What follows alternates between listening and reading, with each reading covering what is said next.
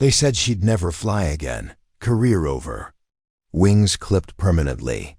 But when her squadron was pinned down by enemy fire in the mountains of Kandahar Province, with no rescue coming and time running out, Captain Jade Winters did something that made hardened military commanders question everything they thought they knew about regulations, loyalty, and what someone will do when lives hang in the balance. Before we jump back in, tell us where you're tuning in from, and if this story touches you, make sure you're subscribed, because tomorrow I've saved something extra special for you. She walked into the restricted hangar at Forward Operating Base Crimson Ridge, bypassed 3 security checkpoints, and stole a $64 million Apache attack helicopter, not borrowed, not requisitioned through proper channels. Stole it, right off the tarmac in broad daylight, with half the base watching in stunned disbelief. But here's what made seasoned pilots in base commanders freeze in absolute shock. It wasn't the theft itself that left them speechless. It was what she did with that Apache in the next 47 minutes that turned a court-martial offense into the most classified rescue operation in recent military history. Want to know why a grounded pilot risked everything to steal the most advanced attack helicopter in the U.S. arsenal, and how her criminal act ended up saving 12 lives while rewriting the military's understanding of what heroism actually looks like? Drop a comment telling us what country you're watching from, and hit that subscribe button, because sometimes the rules that are meant to protect us become the very things that prevent heroes from doing what heroes do best. The morning of September 5th 10th started like any other day at FOB Crimson Ridge. Located in the harsh terrain of eastern Afghanistan, Crimson Ridge was one of those forward operating bases that existed in the space between civilization and chaos. A collection of reinforced concrete buildings, defensive barriers, and enough firepower to level a small city, all dropped into a landscape that looked like the surface of Mars had been painted brown and populated with people who'd been fighting for longer than most soldiers had been alive. Captain Jade Winters had been grounded for 3 weeks. 3 weeks of watching other pilots take missions she should have been flying. 3 weeks of filing reports and attending meetings about proper protocol adherence. 3 weeks of being reminded daily that her flying career was hanging by a thread so thin it was practically invisible. The reason for her grounding wasn't incompetence. Everyone at Crimson Ridge knew Jade could fly anything with rotors better than most people could drive cars. She'd logged over 2,000 hours in combat zones, had more successful rescue missions on her record than pilots with twice her experience, and could put an Apache helicopter exactly where it needed to be under conditions that would make other aviators soil themselves. No, Jade Winters was grounded because she'd violated direct orders, again, the 3rd time in 6 months, which according to military regulations was 2 times too many. The incident that finally got her wings clipped had happened during a routine patrol mission that turned into anything but routine when her squadron received a distress call from a reconnaissance team pinned down by hostile fire. Command had ordered them to maintain their patrol route and wait for backup that was 40 minutes out. Jade had broken formation, ignored direct orders from her commanding officer, and single-handedly extracted 7 soldiers from what intelligence later confirmed would have been certain death. She'd saved 7 lives and been rewarded with disciplinary action, formal reprimands, and a grounding that was supposed to last until the review board could determine whether she was fit for continued service. The irony wasn't lost on anyone at Crimson Ridge. Their best pilot was sitting behind a desk filling out incident reports while less experienced aviators handled missions that she could execute in her sleep. Lieutenant Colonel Patricia Hawkins, the base commander, had made it clear during their last meeting that Jade's pattern of insubordination disguised as heroism was unacceptable in a military structure that depended on chain of command and following orders. "I don't care how many lives you've saved," Hawkins had said, her voice carrying the weight of someone who'd spent 20 years climbing the military hierarchy. If every pilot decided to ignore orders whenever they felt like playing hero, we'd have chaos instead of coordinated military operations. Jade had sat there, listening to the lecture about proper protocol and the importance of following orders, while thinking about the 7 soldiers who were alive because she'd chosen to act instead of follow procedure. She'd nodded at the appropriate moments, said, "Yes, ma'am," when required, and accepted her grounding with the kind of quiet professionalism that had characterized her entire military career. But on the morning of September 15th, as she sat in the communication center monitoring radio traffic and filing reports that felt increasingly meaningless, everything changed. The call came in at 0847 hours, crackling through the static with the kind of urgency that made every person in the communication center stop what they were doing and listen. "Mayday, Mayday, this is Recon Team Viper. We are surrounded and taking heavy fire. Repeat, we are pinned down and require immediate extraction. Multiple casualties, ammunition running low. Request immediate air support and evacuation." The voice belonged to Staff Sergeant Kyle Morrison, leader of a 12-man reconnaissance team that had been conducting surveillance operations in the Coast Mountains, about 47 kilometers from Crimson Ridge. Jade knew Morrison had flown extraction missions for his team twice before.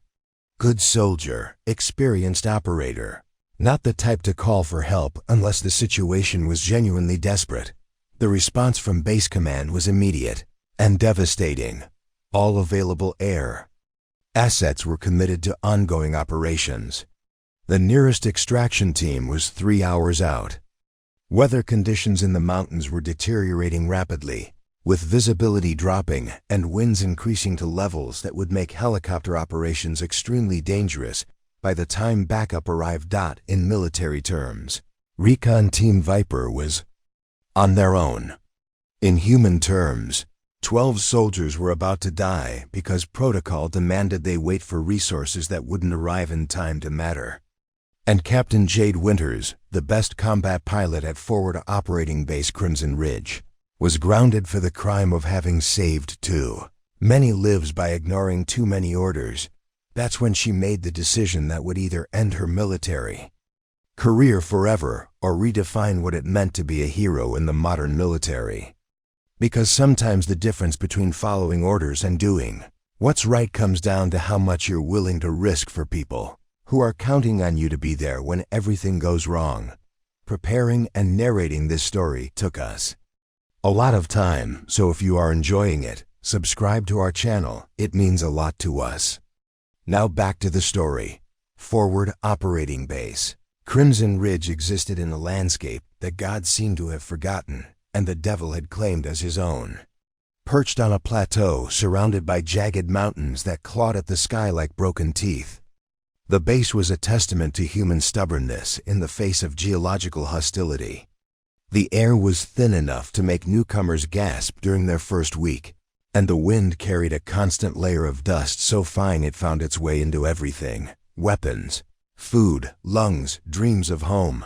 The morning sun painted the surrounding peaks in shades of copper and rust, creating shadows so deep they looked like wounds in the earth. This was the kind of terrain that had swallowed armies for thousands of years, where ancient trade routes had become graveyards and modern military forces learned humility through geography. The base itself was a collection of concrete barriers, prefabricated buildings, and enough defensive positions to withstand a siege, all connected by gravel roads that turned to mud when the rare rains came and dust clouds when they didn't. Helicopter pads sat at the eastern edge of the base, a flat expanse of reinforced concrete that could accommodate everything from transport birds to the sleek, predatory shapes of Apache attack helicopters. On any given morning, the sound of rotor blades echoed off the mountain walls as pilots conducted pre-flight checks. Maintenance crews performed their endless dance of repairs and inspections. And the business of keeping American forces operational in one of the world's most unforgiving environments continued with military precision. The air smelled of aviation fuel, hot metal, and that peculiar combination of dust and diesel exhaust that characterized every forward operating base in Afghanistan. Generators hummed constantly, providing power to everything from communication arrays to the coffee makers that kept personnel functional during 18-hour shifts. Radio chatter filled the spaces between rotor noise coordinates being verified, weather reports being updated, mission briefings being conducted in the clipped, professional language that military personnel used to discuss life and death with. The same tone most people reserved for discussing lunch plans. This was a world where decisions measured in seconds could determine whether soldiers came home in transport planes or cargo containers, where the difference between success and catastrophe often came down to having the right person in the right place at exactly the right moment, where following orders kept the machine running smoothly, but sometimes breaking. Those same orders was the only thing that kept people alive. The base operated under what military planners called controlled chaos, everything scheduled, regulated, and documented, but with the constant understanding that enemy action, weather conditions, or mechanical failures could turn any routine operation into a crisis that demanded immediate improvisation. Pilots knew that their flight plans were suggestions that reality might rewrite without notice. Maintenance crews understood that helicopters would break at the worst possible moments. Communication specialists accepted that critical information would arrive too late or not at all. In this environment, there were two types of military personnel: those who followed procedures regardless of circumstances, and those who understood that procedures were tools, not laws of physics. The first type kept the military machine functioning within acceptable parameters. The second type was why American forces could adapt, overcome, and achieve objectives in situations that should have been impossible. Captain Jade Winters belonged firmly to the second category, which was simultaneously why she was one of the most effective pilots at Crimson Ridge and why she was currently grounded for the third time in 6 months. In a world where split-second decisions could save or cost lives, Jade had developed an unfortunate habit of making the right tactical choices for the wrong procedural reasons. The Coast Mountains, where Recon Team Viper was currently fighting for their lives, represented the worst of Afghan terrain, compressed into a space that seemed designed by committee between geography and military nightmare. Peaks that rose like broken knives, valleys that twisted like intestines, weather patterns that could shift from clear skies to zero visibility in less than 20 minutes. It was the kind of landscape where experienced pilots approached with respect bordering on fear, where margin for error was measured in feet rather than miles, and where a single navigation mistake could put aircraft and crew into terrain that would erase them from existence without ceremony. Flying in the Coast Mountains required more than technical skill. It demanded the kind of spatial awareness that bordered on the supernatural, the ability to read wind patterns like ancient languages, and the confidence to make corrections that defied what instruments suggested was prudent. Most pilots who operated in that region did so with extreme caution, following established flight corridors and maintaining safety margins that prioritized survival over speed. But Recon Team Viper wasn't positioned near any established corridor. They were 47 kilometers from Crimson Ridge, in terrain that required flying through mountain passes where the margin between the rotor, disc and stone walls could be measured in single digits. Weather reports indicated deteriorating conditions, cloud cover dropping, wind speeds increasing, visibility decreasing with each passing hour. Under normal circumstances, launching a rescue mission into the Coast Mountains with deteriorating weather would require extensive planning, multiple aircraft, and coordination with higher command.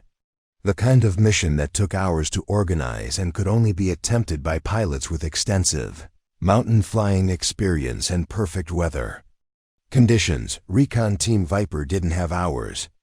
According to their last transmission, they had ammunition for maybe 30 minutes of sustained combat, multiple wounded soldiers who needed immediate medical attention, and enemy forces that seemed determined to ensure no one left that mountain Alive. The communication center at Crimson Ridge buzzed with the controlled urgency of military personnel dealing with a crisis they couldn't immediately solve.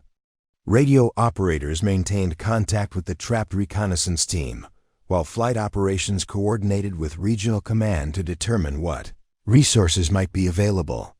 Weather specialists provided updates that grew more pessimistic with each report. Intelligence officers analyzed enemy strength and positioning data that suggested Recon Team Viper had stumbled into something significantly larger than a routine patrol contact. And through it all, Captain Jade Winters sat at her assigned desk, officially grounded and officially powerless to do anything except listen to 12 soldiers slowly running out of time, ammunition, and hope while proper channels determined whether a rescue mission was feasible under current regulatory guidelines. Irony was sharp enough to cut glass. The most qualified pilot at Forward Operating Base Crimson Ridge was filing paperwork about the importance of following orders, while soldiers she could save were dying because everyone else was following orders. Captain Jade Winters moved through the communications center with the restrained energy of a predator forced into captivity. Her flight suit hung perfectly pressed despite 3 weeks of ground duty, boots polished to regulation standards, dark hair pulled back in the kind of precise bun that suggested military discipline ran deeper than surface compliance. But it was her eyes that told the real story, constantly scanning, calculating distances and angles, tracking the movement of personnel with the automatic awareness of someone whose survival had once depended on processing information faster than everyone else around her. She'd been flying helicopters for 8 years, the last 4 in combat zones where the margin between life and death was measured in milliseconds and inches. Her logbook read like a catalog of impossible missions accomplished, medical evacuations under fire, reconnaissance insertions into hostile territory, search and rescue operations in weather that grounded everyone else. 237 combat missions with a success rate that made her a legend among ground forces who knew that when Jade Winters was inbound, someone was going home alive. The irony of her current situation wasn't lost on anyone at Crimson Ridge. The pilot who'd never lost a soldier during extraction was grounded for caring too much about extraction success and too little about extraction protocol. Her service record was a collection of commendations, medals, and disciplinary actions in roughly equal measure, a testament to someone who'd figured out how to be simultaneously the best at her job and the worst at following orders. Jade had grown up in rural Montana, where her father ran a helicopter logging operation that required flying into terrain most pilots considered theoretical rather than practical. She'd learned to handle helicopters the way most children learn to ride bicycles, through repetition, crashes, and the kind of spatial awareness that couldn't be taught in classrooms. By the time she was 16, she could put a helicopter exactly where it needed to be in conditions that would challenge pilots with decades of experience. Military service had been inevitable, not because of family tradition or patriotic calling, but because civilian aviation couldn't provide the kind of challenges that kept her interested. She joined the Army with the specific goal of flying the most advanced helicopters in the most demanding conditions the military could provide. The Apache attack helicopter represented the apex of rotorcraft technology, a machine that required pilot skills bordering on the superhuman and could deliver precision firepower in situations where precision meant everything. Her training scores had been exceptional. Flight school instructors noted her intuitive understanding of aircraft systems and ability to maintain performance under extreme stress. What they'd been too polite to document was her tendency to find creative solutions to training scenarios that weren't supposed to have creative solutions. Jade approached flying the way jazz musicians approached improvisation, with technical mastery so complete that breaking rules became another form of artistic expression. The Apache helicopter suited her perfectly. A machine that demanded constant attention, instant reactions, and the ability to think in 3 dimensions while processing information from multiple sources simultaneously. In the cockpit of an Apache, Jade had found the perfect intersection of technology, skill, and purpose. She could deliver precise firepower, extract soldiers from impossible situations, and navigate terrain that existed at the edges of what helicopters could theoretically accomplish. Her reputation among ground forces was sterling. Reconnaissance. Teams requested her specifically for extraction missions. Infantry units trusted her to provide close air support in situations where friendly fire was a constant concern. Medical evacuation teams knew that when Jade was flying, wounded soldiers reached treatment facilities faster and in better condition than with any other pilot.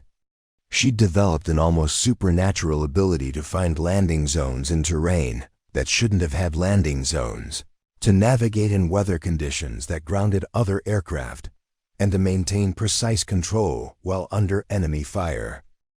But military aviation operated on more than just skill and results. It required adherence to procedures, respect for chain of command, and the understanding that individual excellence meant nothing if it undermined organizational effectiveness. Jade's problem wasn't competence, it was context. She'd learned to fly in environments where quick decisions and creative problem-solving were survival skills. Military structure demanded that quick decisions be made by people with appropriate authority and that creative problem-solving be channeled through proper procedures. The incidents that had led to her grounding weren't failures of skill or judgment. They were successes that had been accomplished through the wrong methods.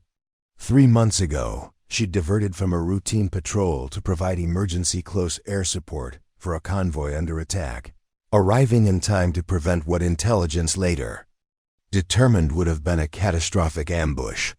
Her unauthorized action had saved 17 lives. It had also violated direct orders to maintain patrol route and await proper coordination with ground forces. 6 weeks later, she'd broken formation during a reconnaissance mission to extract a wounded Afghan interpreter from a compound under siege. The interpreter possessed intelligence about planned attacks on American positions, information that had prevented multiple casualties over the following weeks.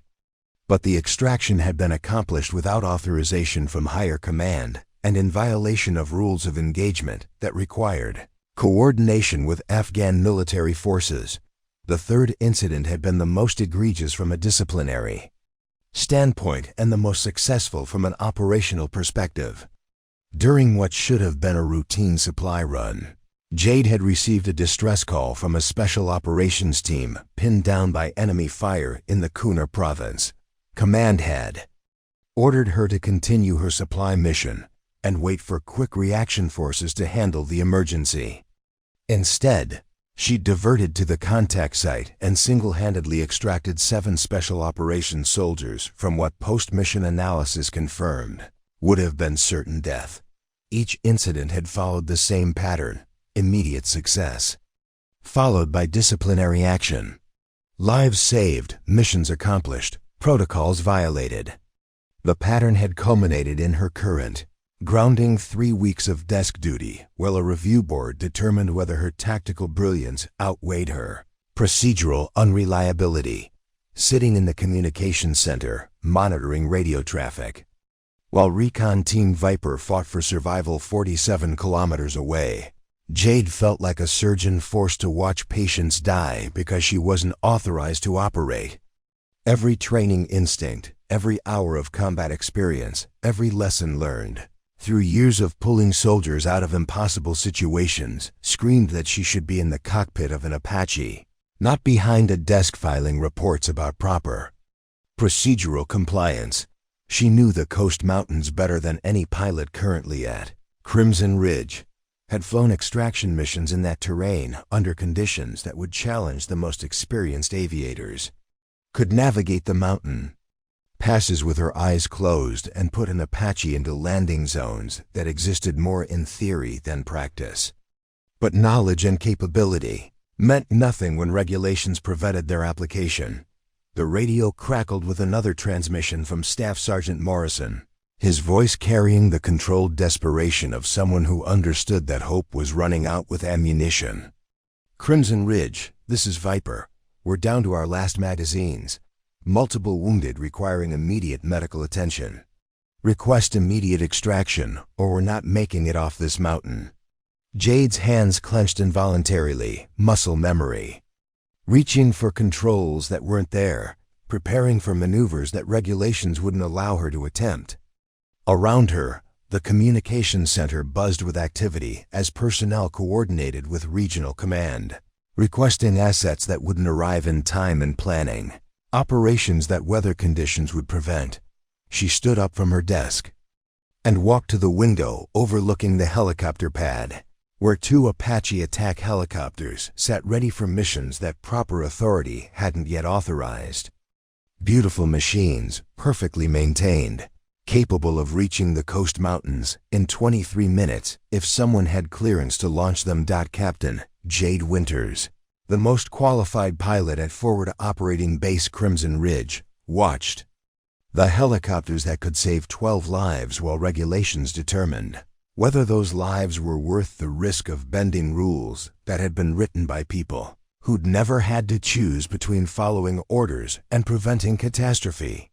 Lieutenant Colonel Patricia Hawkins had built her career on the foundation of unwavering adherence to military protocol. 23 years of service, rising through ranks that demanded not just competence, but absolute reliability in following orders, executing procedures, and maintaining the kind of disciplinary structure that kept military operations functioning in chaotic environments. Her office walls displayed the evidence of a career constructed through methodical compliance, commendations for operational excellence, certificates from advanced leadership courses, photographs with senior commanders who recognized her ability to manage complex operations without deviation from established procedures.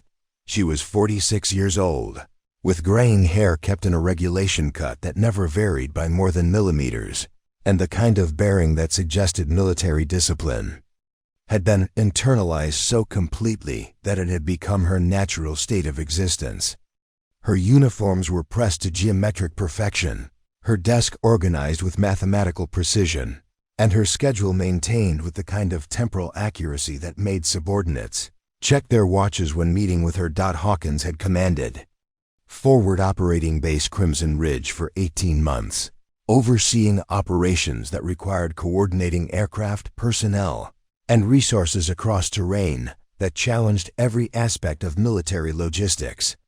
Her leadership style emphasized predictability, systematic decision-making, and the understanding that successful military operations depended on everyone following their assigned roles without improvisation. Under her command, Crimson Ridge had achieved safety statistics that impressed regional headquarters, operational efficiency ratings that exceeded benchmarks, and the kind of institutional stability that allowed complex missions to be executed with minimal unexpected variables. The Apache attack helicopters under her command represented millions of dollars in advanced military technology, operated by pilots whose training had cost additional millions and whose expertise took years to develop. These weren't resources that could be risked on unauthorized missions or deployed based on individual initiative. Every flight required proper authorization, comprehensive mission planning, and coordination with multiple levels of command structure. This systematic approach had prevented aircraft losses, minimized personnel casualties, and maintained the kind of operational readiness that regional commanders relied upon. But Lieutenant Colonel Hawkins had a problem, and that problem was currently sitting at a desk in the communications center, filing reports while radiating the kind of suppressed energy that suggested impending insubordination. Captain Jade Winters represented everything that made command challenging in modern military operations: exceptional capability paired with poor institutional compliance, tactical brilliance undermined by procedural unreliability, and the kind of results-oriented mindset that treated regulations as suggestions rather than requirements. Hawkins had dealt with pilots like Jade before. The military attracted personalities who thrived on risk, challenge, and the adrenaline rush of operating advanced aircraft in dangerous conditions. Most learned to channel their aggressive instincts through proper procedures. They found satisfaction in executing complex missions within established parameters, achieving excellence through disciplined adherence to protocols that had been developed through decades of operational experience. But some pilots never made that adjustment. They remained convinced that their individual judgment superseded institutional wisdom, that their personal assessment of tactical situations should override command decisions, and that saving lives justified violating any order that seemed to interfere with their heroic intentions. These pilots created the most difficult command challenges, too valuable to dismiss, too unreliable to trust, too skilled to waste, but too undisciplined to integrate into systematic operations. The three incidents that had led to Jade's current grounding represented escalating patterns of insubordination that Hawkins could no longer ignore. Each violation had produced positive tactical results while undermining the command structure that made those results sustainable. Other pilots observed Jade's actions and began questioning whether they should follow her example. Ground forces started requesting specific pilots for missions rather than accepting whoever command assigned. The careful balance between individual initiative and institutional discipline that Hawkins had spent months establishing was being eroded by one pilot's inability to accept that military operations required more than just successful outcomes. Major Robert Sterling, Hawkins' deputy commander, had been advocating for stronger disciplinary action since the second incident. Sterling was a former Apache pilot himself, with enough combat experience to understand both the tactical pressures that influenced pilots' decisions and the institutional requirements that kept military aviation functioning effectively. His perspective carried weight precisely because he'd faced similar moral conflicts during his own flying career and had learned to resolve them through proper procedures rather than independent action. "Ma'am," Sterling had argued during their last discussion about Jade's status, "we're dealing with someone who's convinced that her tactical judgment should override command authority. That's not a discipline problem that corrects itself through counseling sessions and temporary groundings. It's a fundamental misunderstanding of how military operations function." Sterling's concerns weren't theoretical. As deputy commander, he'd observed the ripple effects of Jade's unauthorized actions throughout the base. Younger pilots asked why they couldn't make similar independent decisions if circumstances seemed to warrant immediate action. Ground force commanders began questioning why certain extraction requests were denied when they knew that specific pilots had previously ignored similar denials. The systematic approach to risk management and resource allocation that kept operations predictable was being undermined by the precedent that exceptional pilots could make exceptional decisions without exceptional authorization. Captain Thomas Rivera, the base operations officer responsible for flight scheduling and mission coordination, represented another dimension of the challenge that Jade's behavior created. Rivera managed a complex system of aircraft availability, pilot qualifications, maintenance requirements, and mission priorities that required precise coordination with multiple command levels. When pilots deviated from assigned missions, the entire system required recalibration. Other missions were delayed, resources were reallocated without proper planning, and the careful balance between operational demands and available assets was disrupted.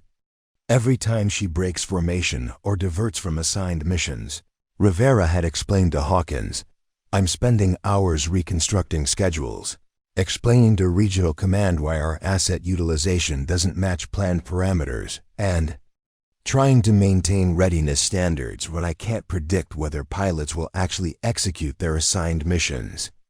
The administrative burden of Jade's heroic episodes extended beyond immediate tactical success. Each unauthorized action required incident reports, investigation procedures, coordination with higher headquarters, and the kind of paperwork that consumed resources meant for operational planning. Success didn't eliminate the administrative consequences of procedural violations. It complicated them by requiring explanations for why positive results had been achieved through improper methods. But the most concerning aspect of Jade's pattern wasn't the individual incidents, it was the institutional precedent being established. Military aviation operated on the principle that systematic procedures could manage the inherent risks of operating complex aircraft in dangerous conditions.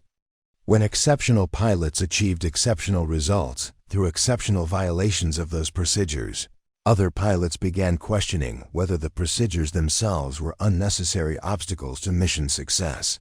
Hawkins had seen this pattern before in her career. One pilot's successful improvisation became another pilot's catastrophic overconfidence. The same aggressive initiative that allowed experienced aviators to save lives in impossible circumstances could lead less experienced pilots to attempt missions that exceeded their capabilities.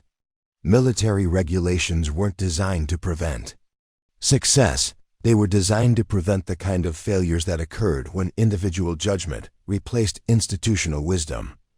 The current crisis with Recon Team Viper represented exactly the kind of situation that tested command resolve. 12 soldiers were in immediate danger, weather conditions were deteriorating, and available resources were insufficient to mount a conventional rescue operation within the time frame that circumstances demanded. Every instinct suggested that exceptional circumstances required exceptional responses, that procedural compliance was less important than immediate action, and that saving lives justified accepting risks that normal operations would avoid. Lieutenant Colonel Hawkins understood the tactical logic that suggested launching an unauthorized rescue mission. She also understood that authorizing such a mission would establish precedents that could undermine every future command decision. If exceptional circumstances justified exceptional procedures, then every pilot would begin determining for themselves when circumstances were exceptional enough to warrant independent action. Standing in her office, monitoring radio communications, while coordinating with regional command about available resources, Hawkins faced the kind of decision that defined command responsibility. 12 soldiers needed immediate extraction, but authorizing that extraction could compromise the systematic approach to military operations that kept hundreds of other soldiers safe through predictable, coordinated procedures. The confrontation began not with dramatic arguments or heated exchanges, but with the quiet, professional language that military personnel used to discuss life and death with bureaucratic precision. Jade had been monitoring the radio traffic for 43 minutes when Lieutenant Colonel Hawkins entered the communication center, her clipboard already filled with coordination requests, resource assessments, and the kind of systematic documentation that transformed human crisis into manageable administrative procedures. "Status report on Recon Team Viper," Hawkins announced to the duty officer, her voice carrying the controlled authority of someone who'd learned to manage emergencies through methodical information gathering rather than emotional response. Sergeant Amanda Brooks, the communications specialist coordinating with Morrison's team, looked up from her console with the expression of someone delivering news that no one wanted to hear. "Last contact 17 minutes ago, ma'am. Team reports 12 personnel, 4 wounded, ammunition status critical.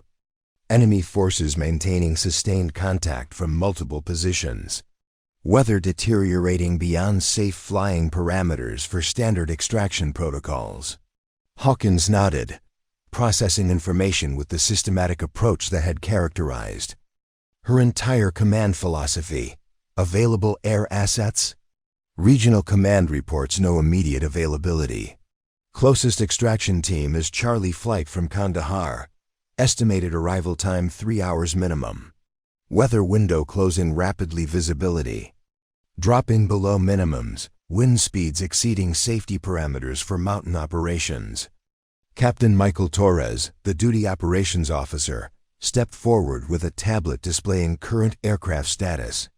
"Ma'am, we have 2 Apache units on standby, fully fueled and armed. Flight crews are available and weather qualified for mountain operations. We could have birds airborne in 15 minutes. Hawkins studied the information, her expression revealing nothing about the calculations occurring behind her careful military bearing. Authorization status for immediate launch. Requires regional command approval for operations in contested airspace with deteriorating weather conditions. Emergency protocols allow for immediate authorization if base commander determines circumstances. Warrant exceptional risk acceptance." This was the moment that defined command responsibility, the intersection between institutional procedures and immediate tactical requirements, between systematic risk management and the kind of split-second decisions that saved or cost lives. Hawkins had faced similar decisions throughout her career, but never with such clear tension between procedural compliance and operational necessity. From her position at the communications desk, Jade watched the exchange with the growing recognition that proper procedures were about to prevent her rescue mission, that weather conditions would soon make impossible regardless of authorization levels. She'd remained silent for 3 weeks, accepting her grounding with professional compliance while filing reports about the importance of following orders, but listening to 12 soldiers slowly running out of time while command structure determined risk acceptability triggered something deeper than professional frustration. "Ma'am," Jade said, standing from her desk with the kind of measured movement that suggested careful control over impulses that wanted to be anything but measured, "I request permission to address the tactical situation." Hawkins turned toward her, and for a moment, the communications center held the kind of silence that occurs when everyone recognizes that something significant is about to happen. "Captain Winters, you're currently under administrative review and not authorized for flight operations." "Understood, ma'am. But I have operational experience in the coast mountains under similar weather conditions. That experience might inform command decisions about extraction feasibility." The exchange carried undertones that everyone in the communication center could interpret. Jade wasn't requesting permission to fly. She was offering expertise that might influence whether anyone would be authorized to attempt the mission. Hawkins, with 23 years of experience managing personnel who tested boundaries, recognized both the professional legitimacy of the request and the personal agenda driving it. "Your operational experience is noted in your service record, Captain. Current mission planning incorporates all available intelligence about terrain and weather challenges in the operational area. With respect, ma'am, intelligence reports don't capture the specific navigation challenges of flying through the coast passes with visibility below 500 feet. I've executed 3 successful extractions in that terrain under comparable conditions. The window for safe helicopter operations closes in approximately 90 minutes, regardless of authorization status." Torres looked between the 2 women, recognizing the professional tension that was building around a conversation that remained technically within regulatory parameters but was clearly heading toward territory that would test command authority. "Ma'am, Captain Winters' mission reports indicate extensive experience with mountain flying in marginal weather conditions." Hawkins stepped closer to Jade, close enough that their conversation wouldn't carry to the entire communications center, but not so close as to suggest either intimacy or intimidation. "Captain, your experience is acknowledged. Your tendency to interpret that experience as authorization for independent action is the reason you're currently grounded." "Ma'am, I'm not requesting independent action. I'm requesting that command decisions be informed by operational expertise that might prevent a mission failure due to inadequate understanding of environmental challenges." The phrasing was careful, professional, and technically appropriate. Jade wasn't challenging authority, she was offering consultation that might improve command decision-making.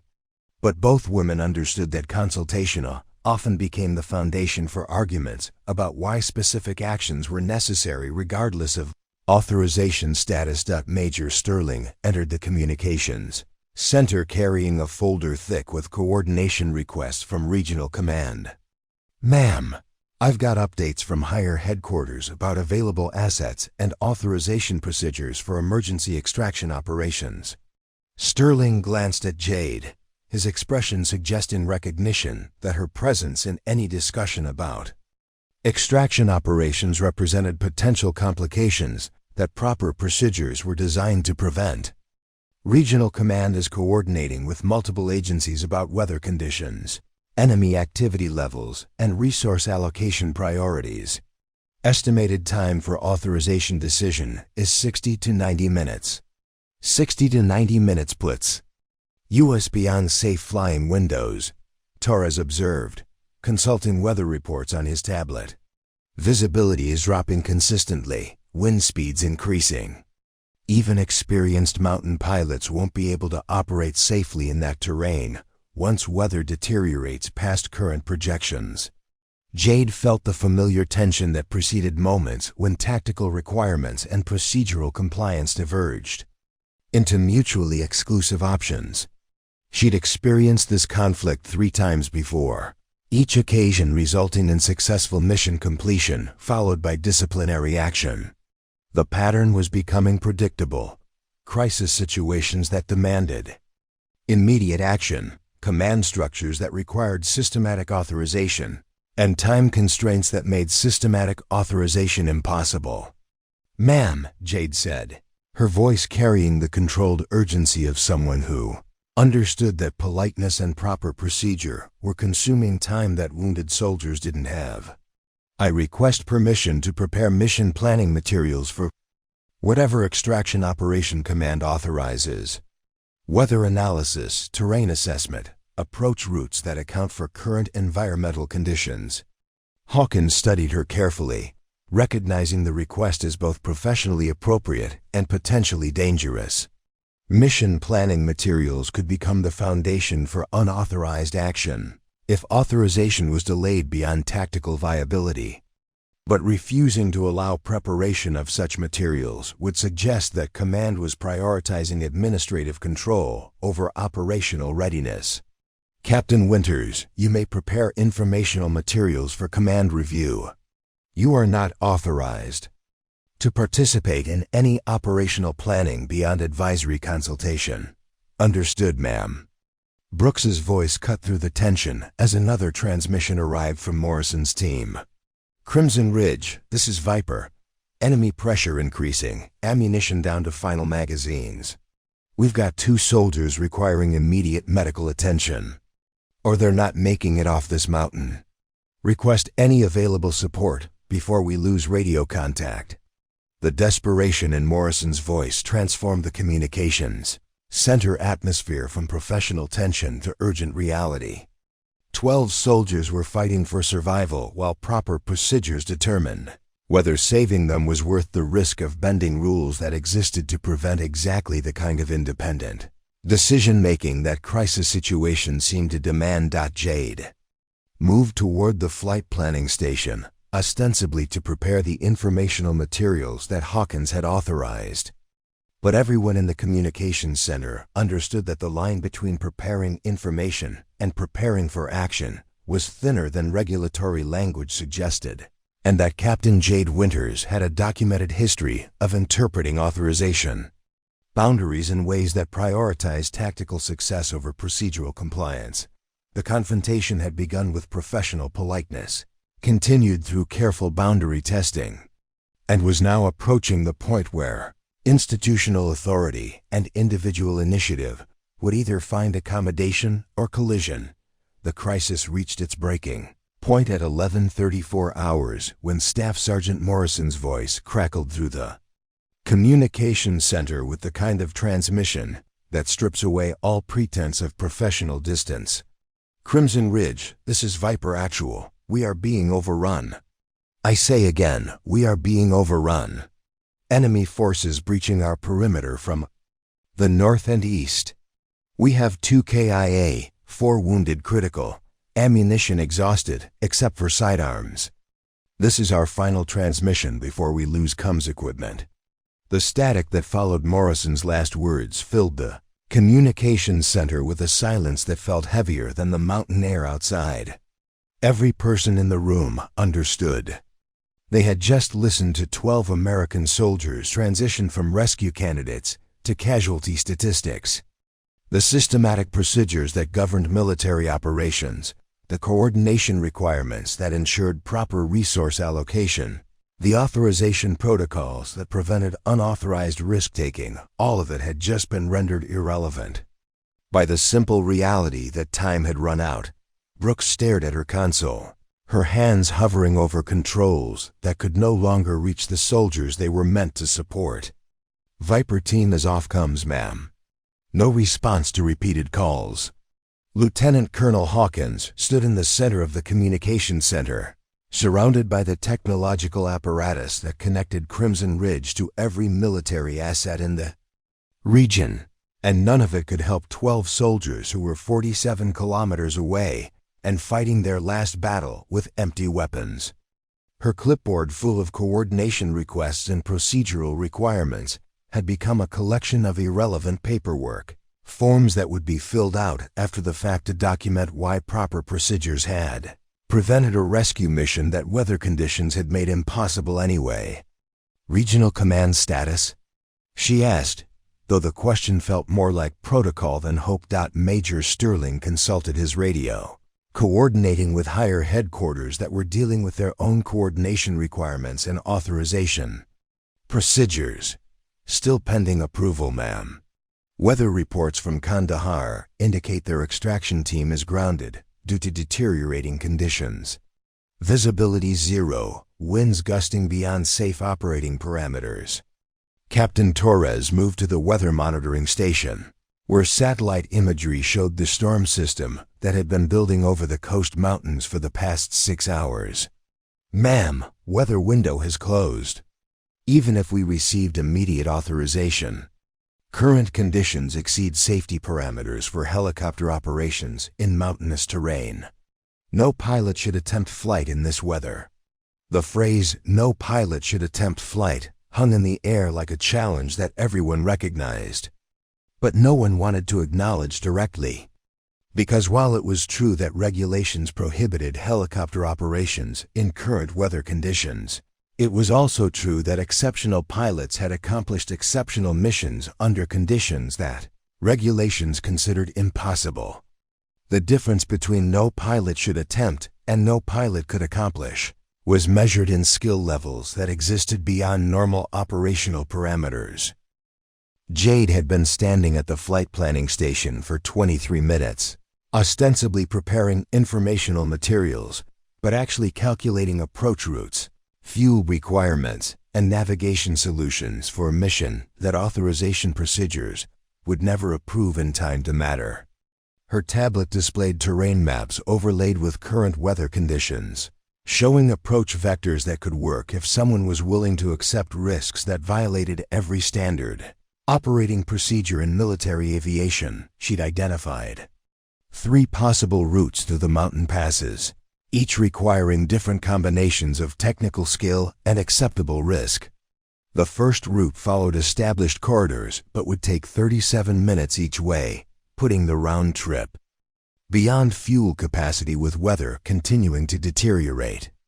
The second route cut through narrow passes that reduced flight time to 24 minutes but required maintaining precise altitude control while navigating between rock walls with visibility near 0. The third route was the most direct, 18 minutes to target, but demanded flying below safe altitude through terrain that would kill anyone who made navigation errors, measured in feet rather than miles. Any of the 3 routes would violate regulations. All of them were technically feasible for a pilot with sufficient skill and motivation. None of them should be attempted by someone who valued career survival over soldier survival. Captain Winters, Hawkins said, approaching the flight planning station where Jade had been working with the kind of focused intensity that suggested preparation for action rather than academic consultation. Your assessment of extraction feasibility under current conditions? The question carried layers of meaning that everyone in the communication center could interpret. Hawkins wasn't asking for academic analysis. She was asking whether the pilot, who'd violated orders 3 times to save lives, thought another violation might save 12 more lives. The answer would determine whether command would actively prevent unauthorized action or simply avoid authorizing action that regulations couldn't permit. Jade looked up from her calculations, her expression carrying the weight of someone who understood that honesty might end her career, but dishonesty would definitely end 12 lives. Ma'am, extraction is technically feasible using non-standard approach routes. Risk levels exceed normal operational parameters, but remain within capabilities of experienced mountain pilots operating Apache aircraft. Weather conditions are marginal, but not impossible for pilots with extensive experience in similar environments. Define non-standard approach routes, Captain. Low-altitude navigation through terrain that requires visual flight in instrument conditions, ma'am. Approach vectors that prioritize time over safety margins. Mission profile that accepts risks normal operations are designed to avoid. Torres stepped closer, recognizing that the conversation had moved beyond academic discussion into operational planning territory. Captain, you're describing flight operations that violate multiple safety regulations. Even experienced pilots shouldn't attempt those approaches in current weather. Correct, sir. No pilot should attempt those approaches. But exceptional circumstances might justify exceptional risk acceptance by exceptional pilots. The phrasing was careful, professional, and completely transparent about what Jade was really saying. She could accomplish the mission that regulations prevented anyone from attempting. She could navigate approaches that weather conditions made theoretically impossible. She could extract 12 soldiers from terrain that proper procedures couldn't. Reach in time to matter. Hawkins studied the terrain maps on Jade's tablet, recognizing approach routes that demonstrated both tactical brilliance and procedural impossibility. Captain, are you requesting authorization to attempt extraction operations under conditions that exceed established safety parameters? Ma'am, I'm providing tactical assessment of mission feasibility for command consideration. Authorization. Decisions remain within command authority. The distinction was meaningless, and everyone knew it. Jade wasn't requesting permission. She was explaining why permission couldn't be granted, and why she might act without it anyway. The same pattern that had characterized her 3 previous disciplinary incidents. Tactical situations that demanded immediate action, institutional procedures that prevented immediate authorization, and individual initiative that prioritized results over regulations. Sterling moved to block the path between the FADI communication center and the exit that led to the helicopter pad. Ma'am, I recommend immediate security escort for Captain Winters to prevent unauthorized access to aircraft assets. The recommendation carried the authority of military procedure and the weight of institutional necessity. If Jade attempted to execute an unauthorized extraction mission, she would be committing acts that went beyond disciplinary violations into criminal territory. Theft of military aircraft, unauthorized operations in contested airspace, violation of direct orders during active crisis situations, charges that would end not just her military career, but her freedom. Hawkins looked between Sterling's recommendation and Jade's tactical assessment, understanding that her next decision would determine whether 12 soldiers died because proper procedures prevented unauthorized action or whether one pilot destroyed her career attempting to save them through unauthorized action. Captain Winters, Hawkins said, her voice carrying the formal authority of command decision, you are hereby ordered to remain in the communication center and continue providing tactical consultation until this crisis is resolved through proper channels. Jade nodded once, her expression revealing nothing about whether she would comply with orders that essentially sentenced 12 soldiers to death or violate orders that might give them their only chance for survival. Understood, ma'am. But everyone in the communications center recognized that understanding orders and following orders were different things entirely, and that Captain Jade Winters had a documented history of prioritizing the second type of understanding over the first. The revelation began not with words or arguments, but with the sound of boots moving across concrete at exactly the wrong pace. Jade had been standing at the flight planning station for 17 minutes since receiving direct orders to remain in the communications center, and everyone had begun to assume that even her documented history of insubordination wouldn't extend to direct defiance of explicit commands during an active crisis situation. The rhythm of her footsteps as she walked toward the exit suggested otherwise. "Captain Winters," Major Sterling called, his voice carrying the authority of someone prepared to enforce orders through physical intervention if necessary. "You were ordered to remain in this facility." Jade paused at the communications center door, her hand resting on the handle with the kind of casual confidence that suggested she'd already made decisions that rendered Sterling's authority irrelevant. "Yes, sir. I was ordered to remain here and provide tactical consultation until this crisis is resolved through proper channels." "That's correct. Return to your station immediately."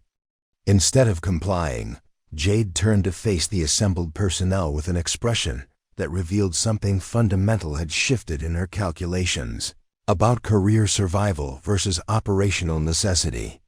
"The crisis will be resolved in approximately 14 minutes, sir. Either through proper channels that result in 12 Kia, or through improper channels that result in 12 soldiers going home to their families." Sterling stepped toward her, recognizing that they'd reached the point where command authority would either assert itself through direct action or be rendered meaningless by individual defiance. "Captain, you're under direct orders. Any attempt to leave this facility will result in immediate arrest for violation of lawful orders during active operations." "Understood, sir." But instead of returning to her station, Jade opened the door and stepped into the corridor leading to the helicopter pad. The action was so casual, so matter-of-fact, that for a moment everyone in the communications center stared in stunned silence. Military personnel were trained to follow orders through institutional conditioning that made disobedience almost psychologically impossible.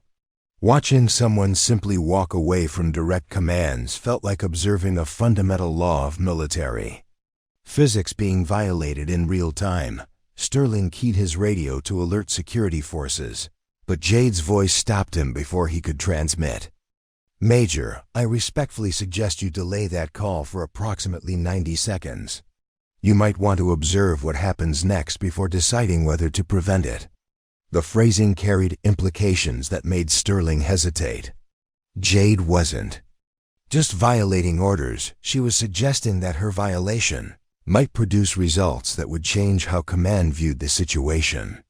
The confidence in her voice suggested preparation that went beyond spontaneous insubordination. "Lieutenant." Colonel Hawkins moved to the window overlooking the helicopter pad, where 2 Apache attack helicopters sat in perfect readiness for missions that proper authorization procedures couldn't approve in time to matter. "Captain Winters, return to this facility immediately, or face court-martial for theft of military aircraft."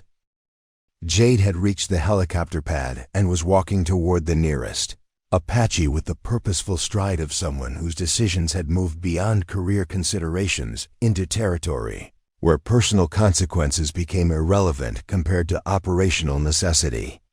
But instead of immediately approaching the aircraft, she stopped at a maintenance cart positioned between the helicopters and began removing items that definitely weren't standard maintenance equipment. The first item was a tablet computer, but not the basic model issued to standard personnel. This was a ruggedized unit with external antenna, arrays and interface cables that suggested specialized communications capability. The second item was a portable navigation system with GPS enhancement, modules that exceeded anything in standard aircraft inventories. The third item was a weather radar display unit that provided real-time atmospheric data with resolution levels that surpassed base meteorological equipment. Torres pressed his face against the communication center window, trying to understand what he was observing. What the hell is she doing? That's not standard flight gear. The fourth item Jade retrieved was a night vision system with thermal overlay capability that represented technology levels several generations beyond standard military aviation equipment. The fifth item was a portable communications array that could interface with satellite networks and provide encrypted coordination with special operations, frequencies that most pilots weren't cleared to access. But the item that made Sterling lower his radio and Hawkins step closer to the window was a small device that Jade attached to her flight suit with the kind of practiced efficiency that suggested frequent use. The device was unmarked, roughly the size of a smartphone, but with antenna configurations and interface ports that indicated specialized military applications beyond standard communication or navigation functions. Jesus Christ, Torres whispered, recognizing technology he'd seen before, but never expected to encounter at a forward operating base. That's a classified navigation system. I've seen those devices in briefings about special operations equipment, but they're restricted to units that don't officially exist. Sterling grabbed his binoculars and focused on the equipment Jade was systematically installing in the Apache cockpit. Each device was being integrated with precision that suggested extensive experience with systems that exceeded standard military aviation technology.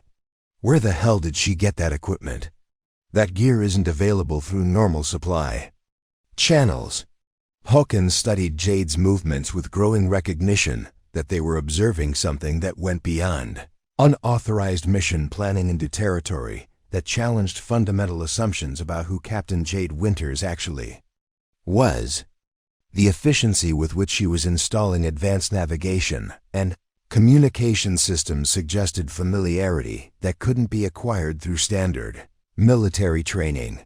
The tablet computer was now interfacing with the Apache's navigation system, displaying terrain mapping with resolution that showed individual rock formations and wind pattern analysis that updated in real time.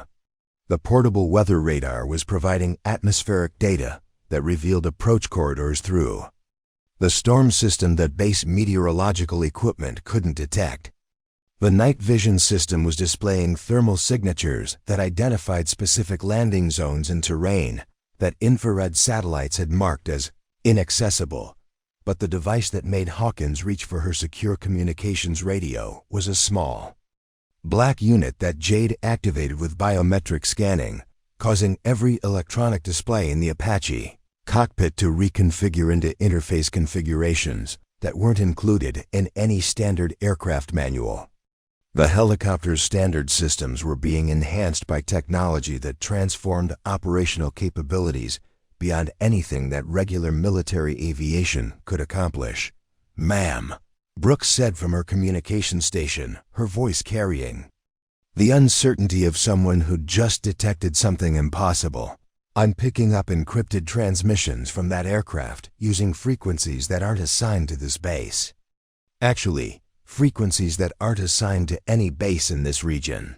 Torres consulted his aircraft inventory database, confirming information that everyone already suspected.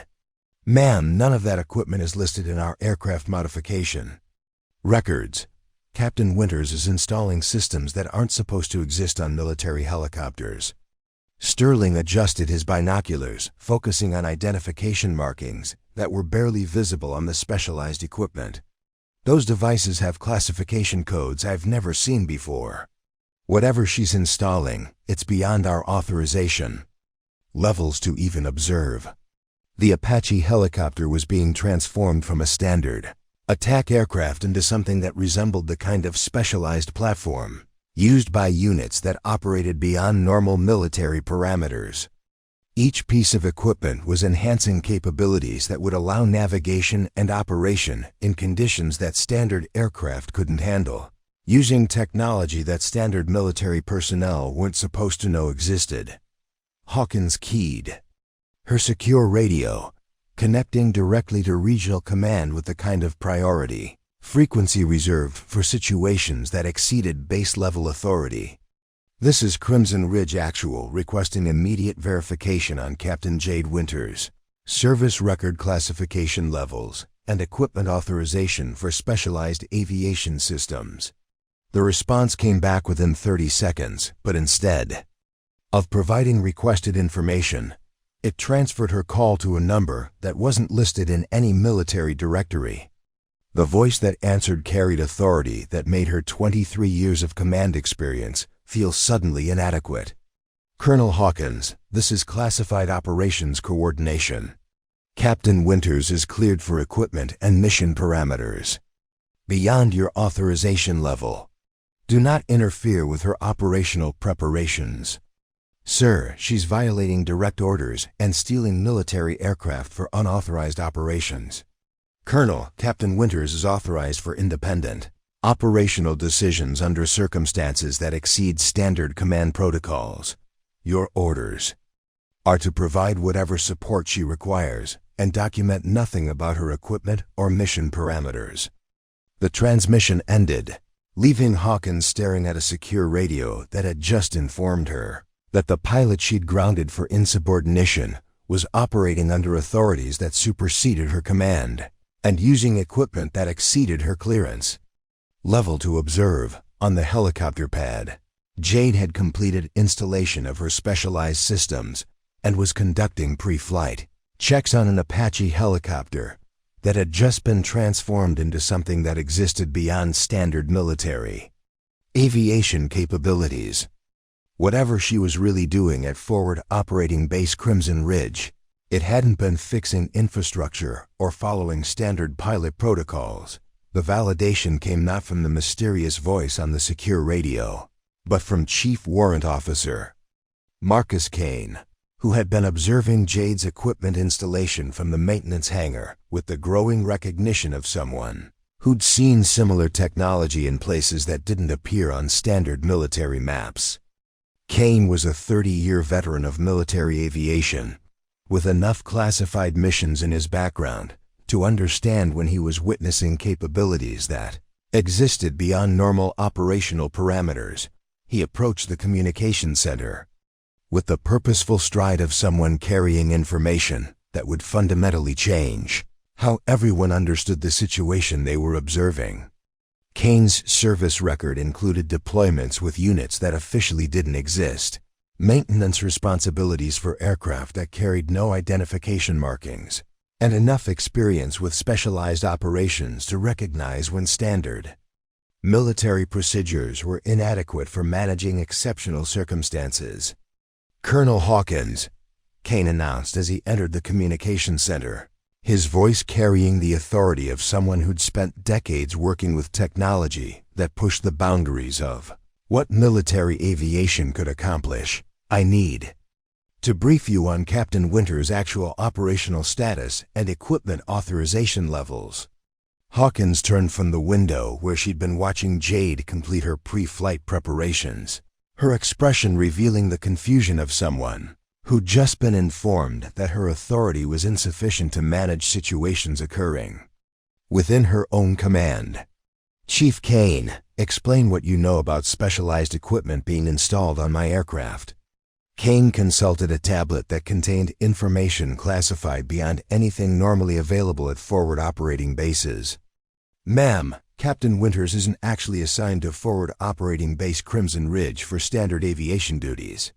She's here under deep cover assignment from the Joint Special Operations Command, conducting evaluation of forward base readiness and pilot capabilities under crisis conditions. The revelation hit the communication center like a detonation that reorganized everything everyone thought they understood about the past 3 weeks. Jade's pattern of insubordination, her grounding for violating orders, her presence at a base that seemed beneath her skill levels, all of it had been carefully constructed theater, designed to evaluate how military personnel responded to exceptional pilots operating under exceptional circumstances.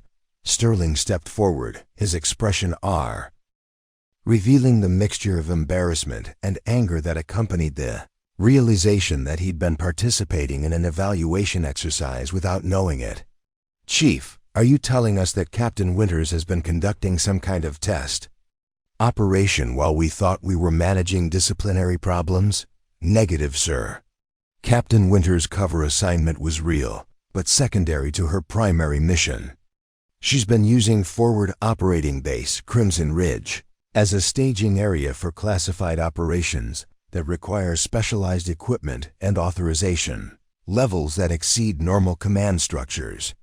Kane activated his tablet, displaying organizational charts that showed command relationships extending far beyond regional military hierarchies. "Captain Winters holds dual authorization from Joint Special Operations Command and the Defense Intelligence Agency for operations that require independent decision-making authority under circumstances that conventional command structures can't manage effectively." Torres moved closer to the tablet display, studying command hierarchies that revealed Jade's position within organizational structures he'd never encountered before. "Chief, what kind of operations require that level of independent authority?" "The kind that occur when American personnel are in immediate danger and conventional rescue operations are either impossible or insufficient to succeed within required timeframes. Captain Winters specializes in extraction missions that exceed normal operational parameters, using equipment and techniques that allow success under conditions that would defeat standard military capabilities." The explanation recontextualized everything that had occurred over the past 3 weeks. Jade's violations of orders hadn't been disciplinary problems.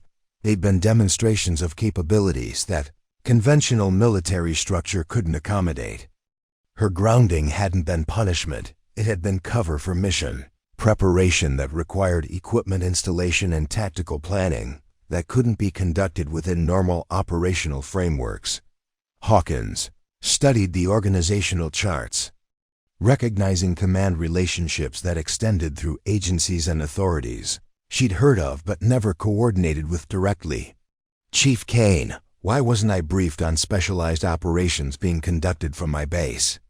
"Because the operations require maintaining plausible cover that allows independent action without alerting hostile intelligence networks to the presence of specialized capabilities." Captain Winters' apparent disciplinary problems provided perfect justification for her presence at Forward Operating Base Crimson Ridge, without suggesting that she represents assets beyond normal military aviation.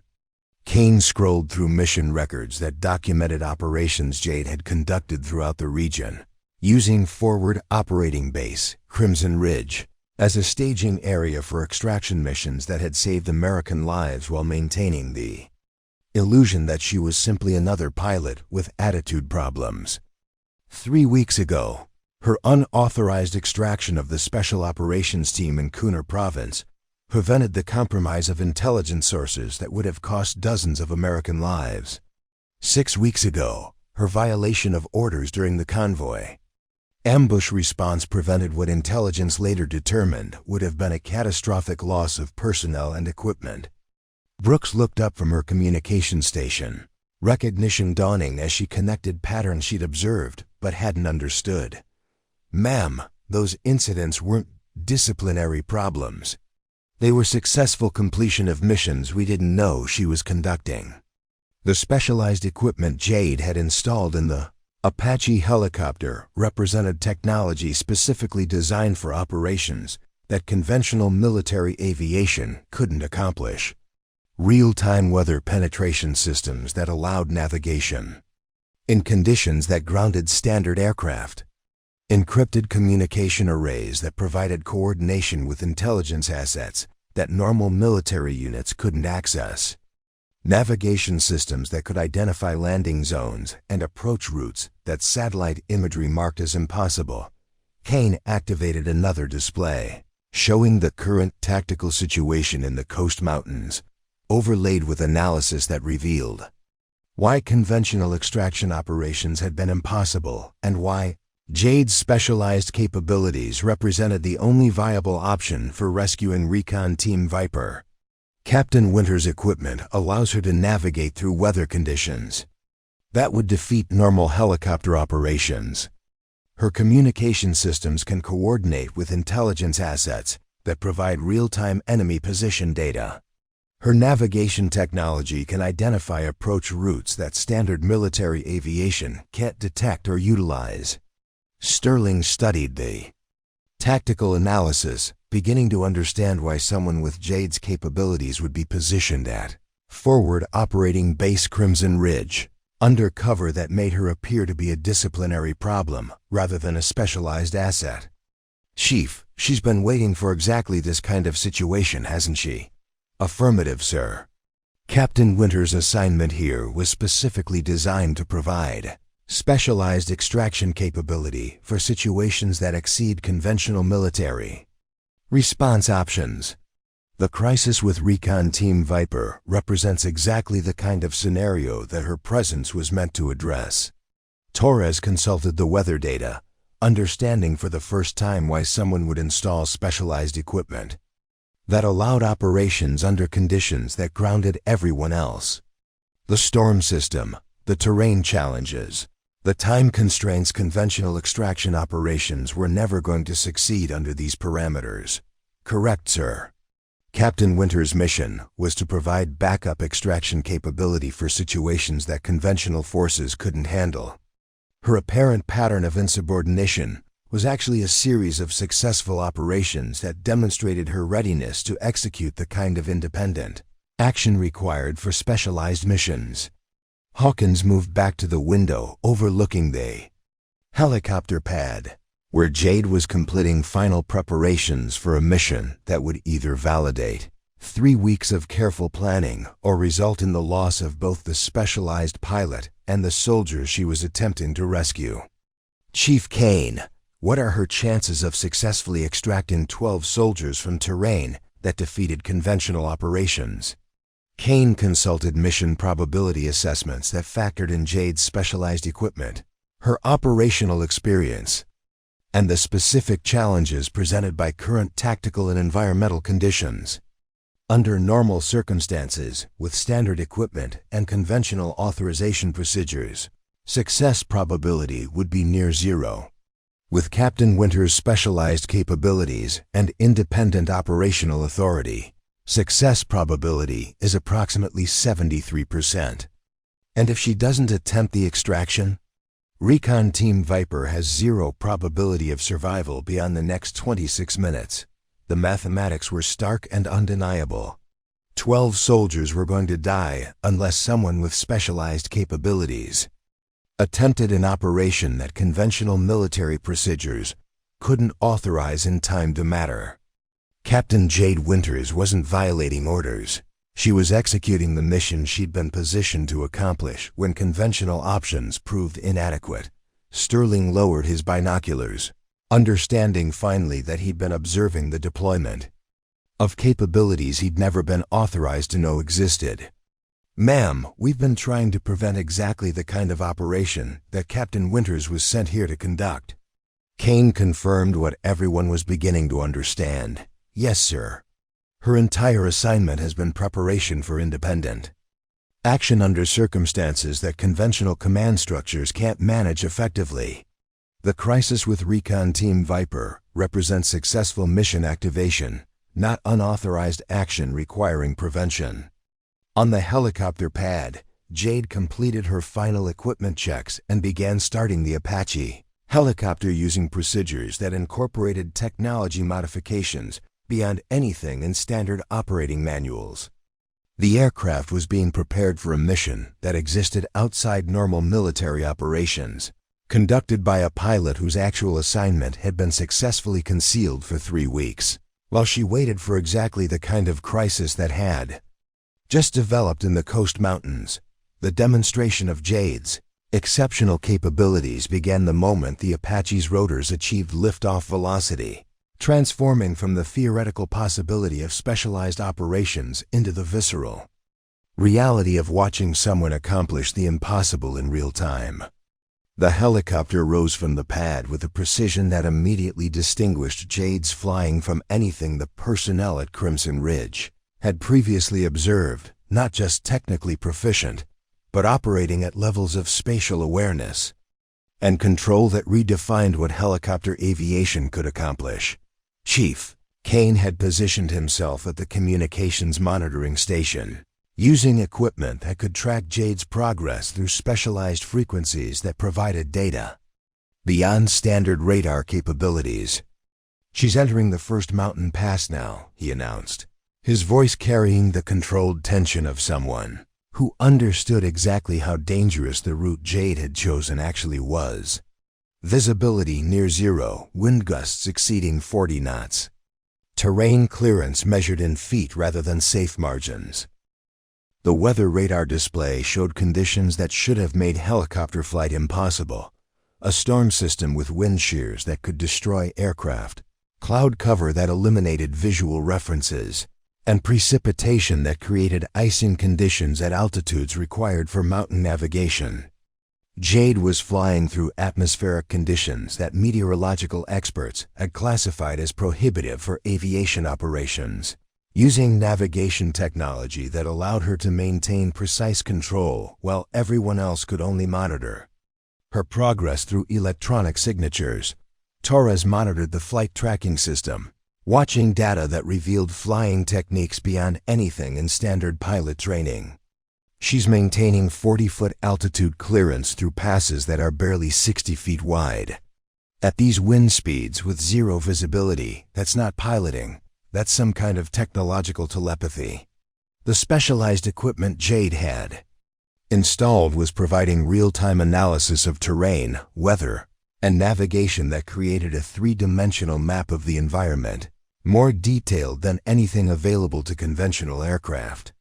Her navigation system was compensating for wind patterns that changed every few seconds, identifying flight paths through mountain terrain that appeared impossible when viewed through standard aviation parameters, and maintaining precise control through conditions that would challenge the most experienced pilots under ideal circumstances. Brooks monitored communication frequencies that revealed coordination between Jade and intelligence assets that weren't available to normal military operations. "She's receiving real-time enemy position updates from sources that aren't on our communication network. Someone's providing tactical intelligence that shows hostile force locations down to individual personnel." The intelligence coordination was revealing the depth of resources that supported Jade's specialized operations. Satellite surveillance was being redirected to provide real-time battlefield analysis. Signal intelligence was intercepting enemy communications and providing advance warning of tactical movements. Electronic warfare assets were jamming hostile radio frequencies while maintaining clear communication channels for extraction coordination. Sterling watched the tactical display that showed Jade's approach to the contact site where Recon Team Viper was conducting their final defensive action. "She's identified 3 separate approach routes that our tactical analysis marked as impossible. Somehow she's found flight paths that provide cover from enemy observation while maintaining access to landing zones that don't officially exist." The approach routes Jade was using demonstrated spatial reasoning that went beyond normal pilot training into territory that suggested an almost supernatural understanding of three-dimensional navigation. She was flying through terrain features that created natural concealment while avoiding enemy observation positions, using mountain topography to mask aircraft signatures, and identifying landing opportunities that satellite imagery hadn't detected. Kane consulted specialized equipment that provided data about aircraft performance under conditions that exceeded normal operational parameters. "She's maintaining flight stability in wind conditions that should make controlled flight impossible. Her aircraft modifications are providing control authority that standard Apaches don't possess." The helicopter was performing maneuvers that demonstrated the effectiveness of the specialized equipment Jade had installed. Enhanced flight control systems were compensating for wind conditions that would overwhelm standard aircraft. Improved navigation technology was providing precision that allowed navigation through terrain corridors that required absolute accuracy. Advanced communication systems were maintaining coordination with multiple intelligence sources while operating in electronic warfare environments. Torres observed tactical data that revealed the sophistication of Jade's mission planning. She's coordinating approach timing with enemy movement patterns. Someone's providing intelligence analysis that predicts hostile force positioning down to minute-by-minute tactical decisions. The coordination demonstrated capabilities that extended far beyond individual pilot skill into systematic intelligence support that most military units never accessed. Real-time analysis of enemy communications was providing advance warning of tactical movements. Satellite surveillance was tracking hostile force positioning and providing navigation routes that avoided areas of enemy concentration. Electronic warfare capabilities were creating communication windows that allowed coordination while denying similar capabilities to opposing forces. Hawkins monitored the extraction site preparation, watching data that showed Jade identifying landing zones that ground-based analysis had determined were inaccessible. How is she finding landing opportunities that our terrain analysis marked as impossible? Kane explained the capabilities that Jade's specialized equipment provided for identifying tactical opportunities that conventional analysis couldn't detect. Her navigation systems include terrain mapping that identifies micro-landing zones based on real-time surface analysis. She can land helicopters in spaces that satellite imagery can't resolve and ground reconnaissance can't reach. The landing zone identification demonstrated technology that pushed the boundaries of what helicopter operations could accomplish. Advanced sensors were analyzing surface composition, slope gradients, and obstacle clearance with precision that allowed utilization of landing areas that appeared impossible when viewed through conventional planning methods. Real-time environmental analysis was identifying windows of weather stability that provided brief opportunities for precision landing and takeoff. Brooks monitored rescue coordination frequencies that revealed the complexity of extracting 12 personnel from a defensive position under enemy fire. She's coordinating with Recon Team Viper using communication protocols that aren't in standard military procedures. Someone's provided tactical coordination capabilities that allow precision timing of extraction operations. The extraction coordination demonstrated operational planning that went beyond standard rescue procedures into specialized techniques designed for retrieving personnel from combat situations that conventional operations couldn't handle. Tactical communication was providing real-time coordination between aircraft and ground forces. Enemy position analysis was identifying windows of opportunity when extraction could be attempted with acceptable risk levels. Medical assessment was prioritizing evacuation of wounded personnel based on injury severity and treatment requirements. Sterling observed the tactical execution that showed Jade's ability to translate specialized capabilities into successful mission accomplishment. She's conducting precision extraction under conditions that defeated conventional operations. This isn't just piloting skill, it's integration of technology, intelligence, and tactical execution at levels that exceed normal military capabilities.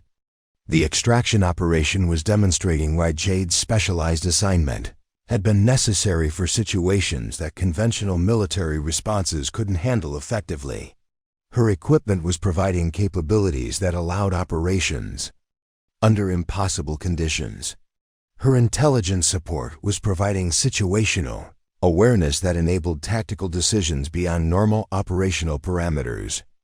Her training was allowing execution of maneuvers that standard pilot preparation couldn't accomplish. Kane monitored mission progress data that confirmed successful extraction of all 12 personnel from Recon Team Viper under conditions that Weather reports had classified as prohibitive for helicopter operations. All personnel recovered, multiple wounded receiving in-flight medical treatment. Return flight proceeding through weather conditions that continue to exceed safe flying parameters for conventional aircraft. Torres tracked the return flight that demonstrated Jade's ability to navigate back through the same impossible terrain while managing medical emergencies and maintaining aircraft control under conditions that hadn't improved since the outbound flight. She's maintaining flight stability while conducting medical evacuations in weather that's getting worse, not better. Whatever modifications she's made to that helicopter, they're allowing operations that redefine what's possible under extreme conditions. The return flight was confirming that Jade's specialized capabilities weren't limited to reaching impossible locations, but extended to successful mission completion under circumstances that continued to challenge every aspect of helicopter aviation. Her navigation systems were maintaining precise control through deteriorating weather. Her medical equipment was providing treatment capabilities that stabilized wounded personnel during extraction. Her communication systems were coordinating with medical facilities to prepare for casualties that required immediate attention upon arrival. As the Apache appeared through the storm system surrounding Crimson Ridge, everyone in the communications center understood they had witnessed the deployment of capabilities that existed beyond conventional military operations, executed by a pilot whose actual assignment had been successfully concealed until circumstances required revelation of skills that redefined what specialized operations could accomplish under impossible conditions. The Apache touched down on Crimson Ridge's landing pad with 12 rescued soldiers and a medical emergency that transformed the entire base into controlled chaos as personnel rushed to provide immediate care for wounded personnel whose survival had depended on Jade's successful violation of every regulation governing helicopter operations in extreme weather. The aircraft's engines were still spinning down when medical teams began extracting casualties whose injuries required immediate attention that had been delayed by hours of combat under impossible circumstances. Staff Sergeant Morrison emerged from the helicopter under his own power, his uniform torn and blood-stained, but his expression carrying the kind of relief that comes from understanding that death had been avoided through intervention that no one had expected to be possible. Behind him, medics were carefully removing wounded soldiers whose survival had been measured in minutes when Jade's Apache had appeared through weather conditions that should have prevented any aircraft from reaching their position. Lieutenant Colonel Hawkins stood at the edge of the landing pad, watching the extraction of personnel who had been classified as casualties in planning. Documents that assumed no rescue operation could succeed under current tactical and environmental conditions.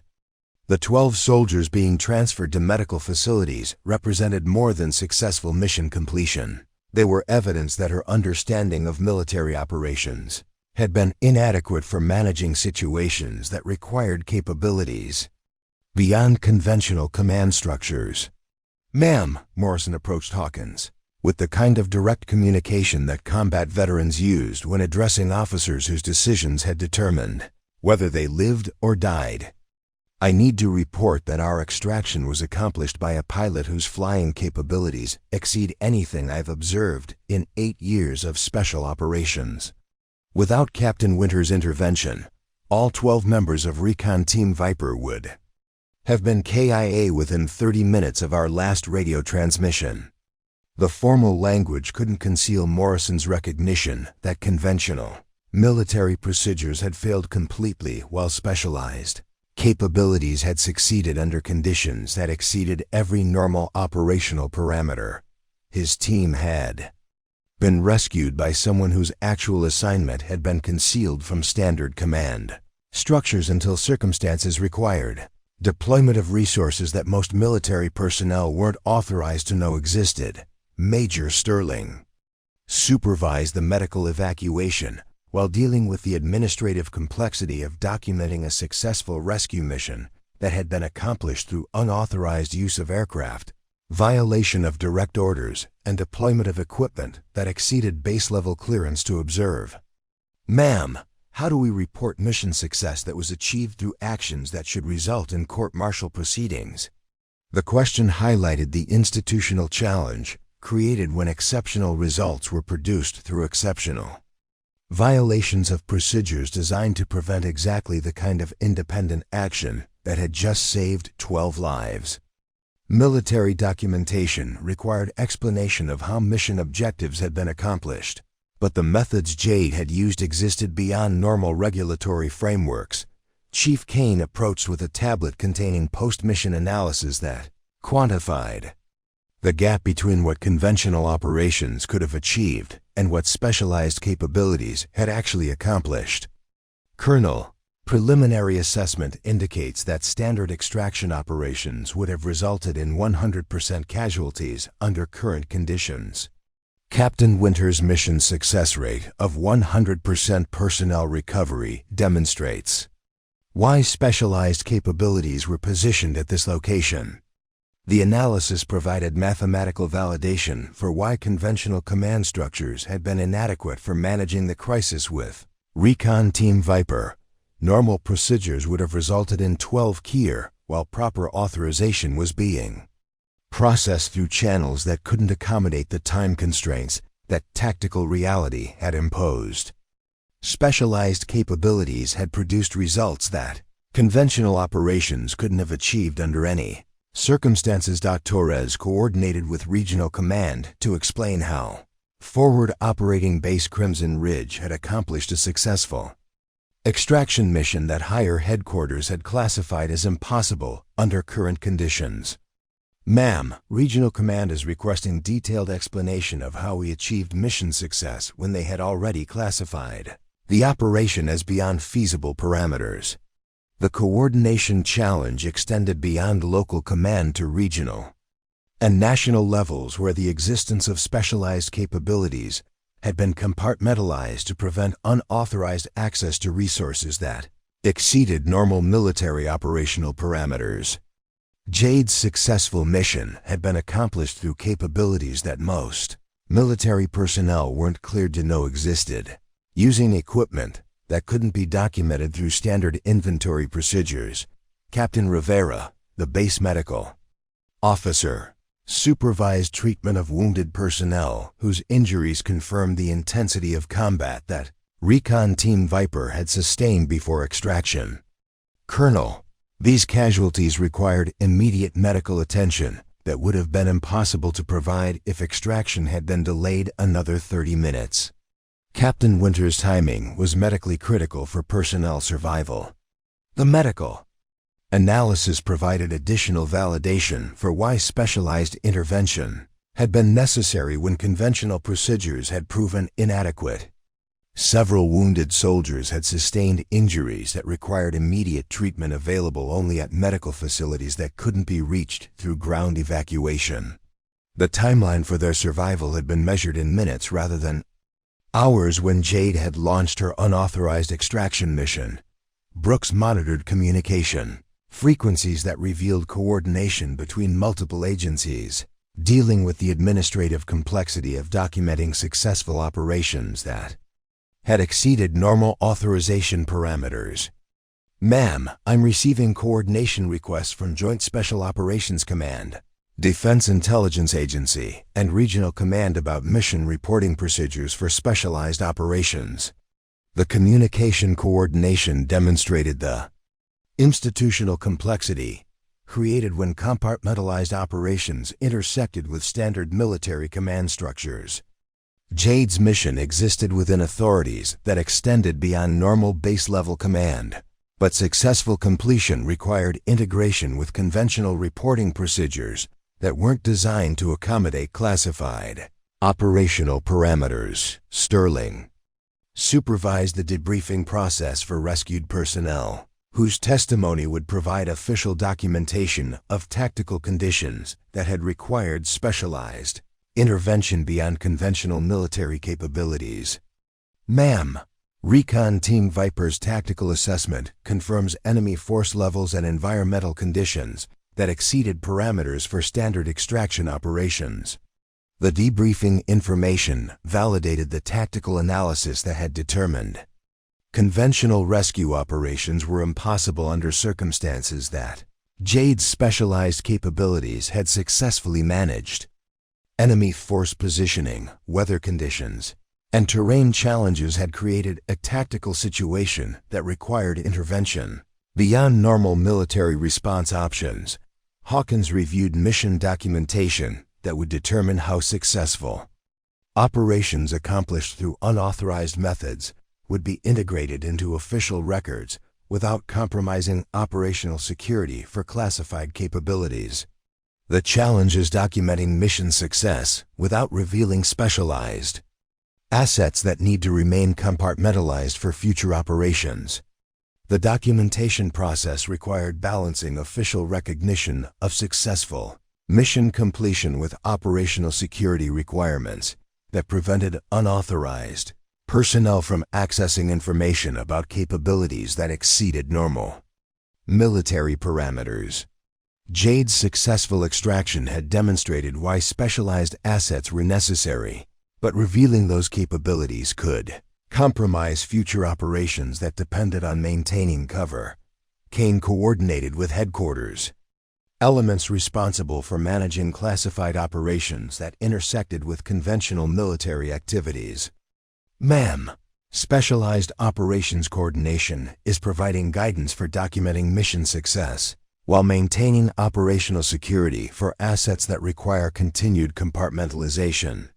The coordination demonstrated institutional procedures for managing situations where classified capabilities produced results that required official recognition without compromising the secrecy that allowed those capabilities to remain effective for future operations that might require similar specialized intervention. Morrison completed his formal debrief with documentation that confirmed the tactical necessity for specialized intervention under conditions that conventional military procedures couldn't have managed effectively. Ma'am, official recommendation is that Captain Winters receive appropriate recognition for mission success that prevented 12 KIA under circumstances that exceeded normal operational response capabilities. The recommendation represented formal acknowledgement that Jade's apparent violations of orders had actually been successful execution of specialized mission parameters that conventional command structures hadn't been authorized to understand or approve. Her unauthorized actions have been revealed as authorized operations conducted under authorities that exceeded normal base-level command. As medical teams completed treatment of rescued personnel and administrative elements began the complex process of documenting successful operations that had exceeded normal authorization parameters. Everyone at Forward Operating Base Crimson Ridge understood that they had witnessed deployment of capabilities that redefined what military operations could accomplish when conventional procedures proved inadequate for managing exceptional circumstances. Transformation at Forward Operating Base Crimson Ridge began within hours of Jade's successful extraction mission, rippling through the base community with the kind of systematic change that occurs when fundamental assumptions about capability and authority are challenged by undeniable results.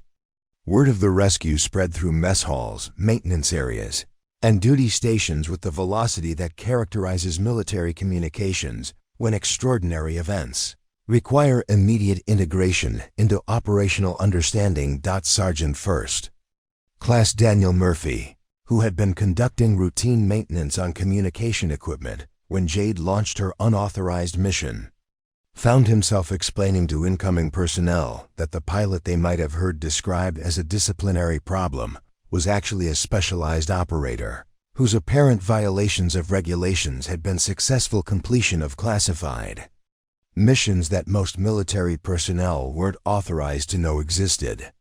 3 weeks ago, we thought we were dealing with a pilot who couldn't follow orders, Murphy explained to a group of newly arrived technicians during their orientation briefing. Turns out we were observing someone whose actual mission was to evaluate how effectively We could support operations that exceed normal command parameters. Every time we thought she was violating procedures, she was actually testing whether our base could function as a staging area for specialized capabilities. The recontextualization of Jade's behavior spread through the base with implications that extended beyond simple correction of misunderstanding into fundamental revision of how personnel evaluated capability, authority, and the relationship between following orders and accomplishing missions. Soldiers who had observed her apparent insubordination began recognizing patterns that suggested systematic preparation for operations that conventional military structure couldn't accommodate through normal procedures. Master Sergeant Lisa Chun, who supervised aircraft maintenance operations, instituted new protocols for identifying and supporting specialized equipment that might be pre-positioned at forward operating bases for operations that exceeded standard military capabilities. We've learned that not all military assets at this base operate under conventional command structures, she announced during maintenance crew briefings. Our responsibility is to provide whatever support is required for operations that protect American personnel, regardless of whether we understand the command authorities involved. The maintenance protocol changes reflected institutional learning that extended beyond accommodation of individual exceptional capabilities into systematic preparation for supporting operations that might exceed normal base-level authorization. Equipment that appeared to exceed standard military inventories would be supported rather than questioned. Personnel who demonstrated capabilities beyond normal training parameters would be assisted rather than restricted through conventional procedures. Lieutenant Sarah Kim, who had been present in the communications center during Jade's departure for the extraction mission, developed new communication procedures for coordinating with personnel whose operational authorities might exceed base-level command structures. We've established protocols for maintaining communication with operators who have access to intelligence and coordination capabilities that aren't available through our normal networks, she explained to communication specialists during training. Updates. The communication protocol development demonstrated institutional adaptation to the reality that forward operating base Crimson Ridge might be required to support operations that existed beyond conventional military command structures. Specialized frequencies, encryption capabilities, and coordination procedures were being integrated into standard operations to ensure that personnel with exceptional authorities could accomplish their missions without institutional interference. Captain Torres coordinated with Regional Command to develop new classification procedures for documenting successful operations that had been accomplished through methods that exceeded normal authorization parameters. We've learned that mission success can be achieved through capabilities that exist beyond our standard operational understanding, he reported during coordination meetings with higher headquarters. Documentation procedures need to accommodate operations that produce positive results while maintaining operational security for specialized assets. The documentation procedure changes represented institutional recognition that conventional military reporting systems were inadequate for managing operations that required compartmentalized capabilities. Success could be acknowledged without compromising operational security. Personnel could be recognized for exceptional performance without revealing capabilities that needed to remain classified for future operations. Staff Sergeant Brooks implemented new training programs for communications personnel that emphasize supporting operations, regardless of whether conventional command structures could authorize those operations in advance. Our mission is to provide communication support for personnel who are protecting American lives, she explained during training sessions. Sometimes that means supporting operations that exceed our normal authorization parameters, but the principle remains consistent. We support American personnel who are accomplishing missions that protect American interests. The training program development reflected cultural change that prioritized mission accomplishment over procedural compliance when those priorities conflicted under exceptional circumstances. Communications specialists were being prepared to provide support for operations that might exceed their understanding while maintaining the professional competence required for effective coordination. Medic Captain Rivera established new protocols for supporting medical operations that might require specialized equipment or capabilities beyond standard base medical resources. We've learned that personnel conducting specialized operations might require medical support that exceeds our normal capabilities, he announced during medical staff meetings. Our responsibility is to provide whatever support is available while coordinating with specialized medical assets that might be pre-positioned for operations we aren't authorized to know about.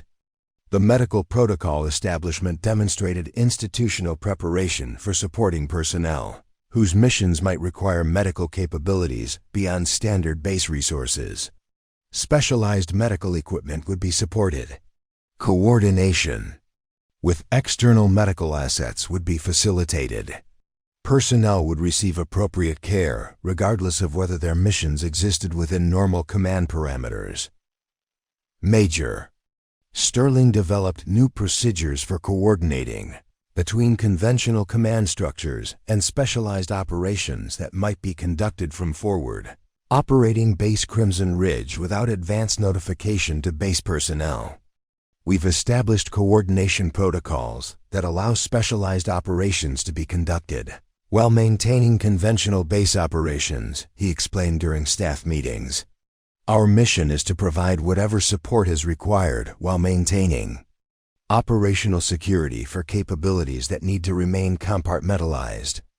The coordination procedure development represented systematic institutional change that accommodated the reality that specialized operations might be conducted from forward operating bases without full disclosure to conventional command structures. Support would be provided. Interference would be prevented.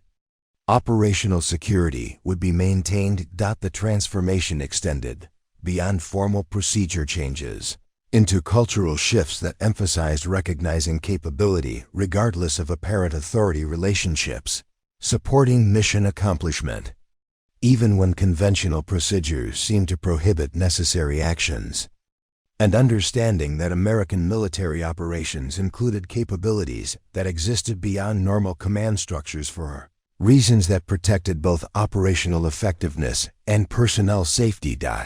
By the end of the first week following Jade's extraction mission, forward operating Base Crimson Ridge had been transformed from a conventional military installation into a facility capable of supporting specialized operations while maintaining standard military functions.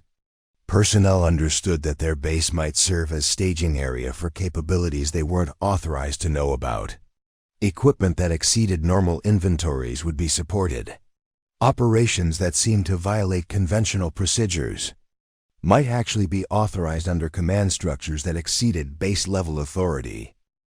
6 months after the extraction mission that saved Recon Team Viper, Captain Jade Winters completed her rotation at Forward Operating Base Crimson Ridge with a service record that officially documented her assignment as routine pilot duties while carefully omitting any reference to the specialized operations that had actually defined her presence at the base.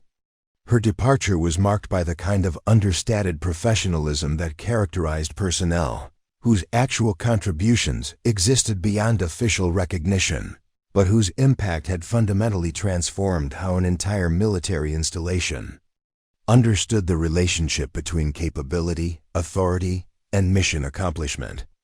The 12 soldiers she had rescued returned to their families with stories they could never fully tell, accounts of survival that depended on intervention by someone whose capabilities existed beyond conventional military operations, whose presence at exactly the right moment had been the difference between casualty reports and homecoming celebrations. Staff Sergeant Morrison received the Bronze Star for leadership under extreme conditions, but privately acknowledged that his team's survival had depended on a pilot whose flying abilities redefined what helicopter aviation could accomplish under impossible circumstances. Lieutenant Colonel Hawkins retained command of Forward Operating Base Crimson Ridge with a deeper understanding of how military operations functioned when conventional procedures intersected with capabilities that existed beyond normal command structures.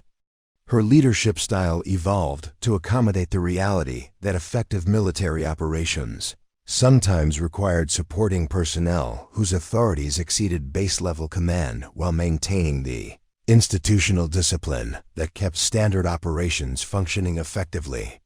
I learned that command responsibility includes recognizing when situations exceed your authority and supporting personnel who have the capability to handle those situations. Hawkins reflected during her final efficiency report meeting with regional headquarters. Military leadership isn't just about enforcing procedures. It's about understanding when procedures are inadequate and ensuring that personnel with exceptional capabilities can accomplish missions that protect American lives. The leadership lessons spread beyond forward operating base Crimson Ridge into doctrine development that prepared military commanders for managing situations where conventional authority structures might be insufficient for handling crisis situations that required specialized intervention.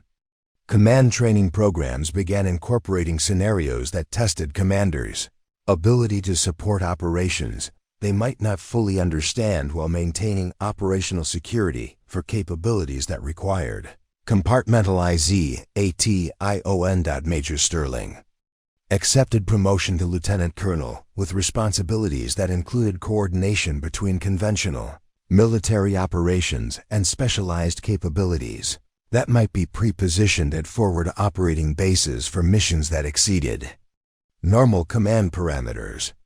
His experience managing the intersection between institutional procedures and exceptional operations qualified him for positions that required understanding both conventional military structure and the specialized assets that operated beyond normal organizational frameworks. Military operations include capabilities that most personnel aren't authorized to know about, but commanders need to understand how to support those capabilities when circumstances require their deployment. Sterling explained during his promotion ceremony. Leadership means being prepared to make decisions that support mission accomplishment even when you don't have complete information about the resources available or the authorities involved. The promotion represented institutional recognition that military leadership required understanding how specialized capabilities functioned within conventional command structures, without compromising the operational security that kept those capabilities effective for protecting American interests. Commanders needed preparation for supporting operations that exceeded their direct authority while maintaining the institutional discipline that kept conventional military operations functioning effectively.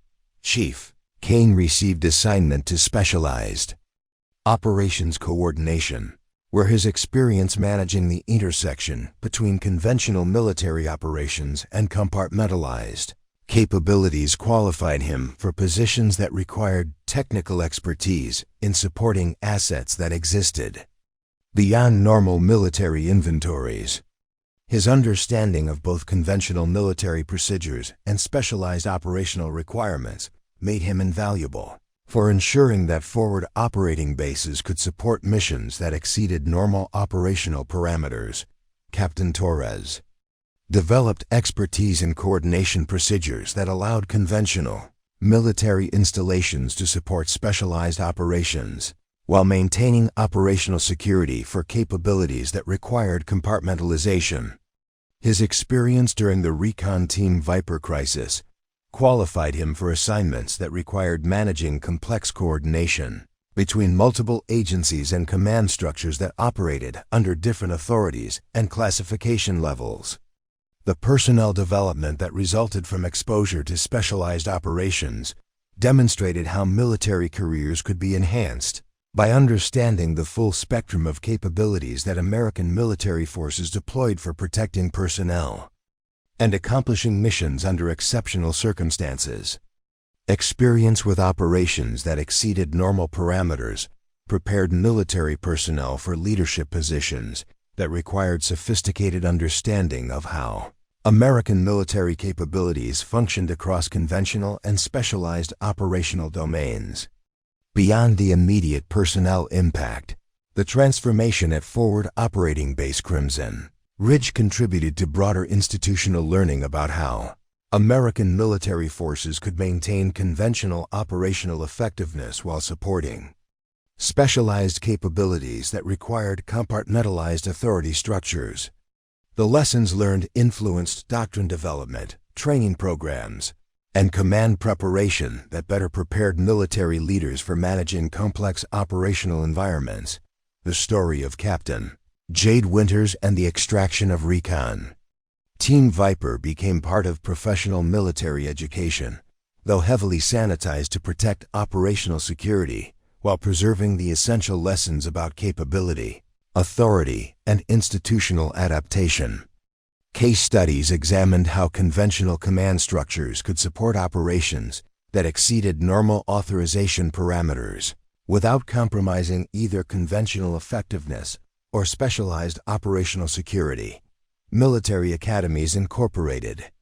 Scenarios that tested future officers' ability to recognize when situations exceeded their authority and support personnel whose capabilities might be essential for mission accomplishment under exceptional circumstances.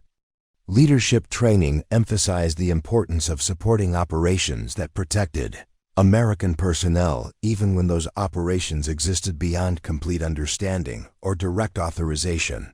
The universal lessons extended beyond military applications into broader understanding about how institutions could adapt to support exceptional capabilities when circumstances required performance beyond normal parameters. Organizations learned that effectiveness sometimes required supporting personnel whose authorities and capabilities exceeded conventional understanding while maintaining the institutional structure that kept standard operations functioning effectively. But perhaps the most important lesson was simpler and more fundamental. Heroes don't always operate within conventional authority structures, and sometimes the most important missions are accomplished by people whose actual capabilities remain hidden until circumstances require revelation of skills that redefine what's possible under impossible conditions. Have you ever encountered someone whose quiet competence masked capabilities that far exceeded what their position suggested? Have you witnessed situations where institutional procedures conflicted with mission necessity and wondered how organizations balance following rules with accomplishing objectives that protect people? Share your thoughts in the comments below about times when you've seen exceptional individuals operate beyond conventional expectations to accomplish missions that others thought were impossible. Hit the subscribe button for more stories about the hidden heroes who protect and serve while operating beyond the recognition they deserve. If this story reminded you that capability and authority don't always align through conventional channels, and that sometimes the most important work is done by people whose actual missions remain concealed for operational security, then you understand why supporting exceptional individuals often requires institutional flexibility that goes beyond normal procedures. Your next story is already waiting. Click the screen to discover more accounts of extraordinary people accomplishing impossible missions while maintaining the cover that keeps them effective for protecting others when conventional resources prove inadequate for handling the threats that never make headlines. Thanks for watching, thanks for subscribing, and thanks for remembering that freedom and security sometimes depend on people whose stories can never be fully told, but whose contributions make the difference between tragedy and triumph when everything depends on someone being ready to exceed every limitation when lives hang in the balance. Up next, you've got 2 more standout stories right on your screen. If this one hit the mark, you won't want to pass these up. Just click and check them out.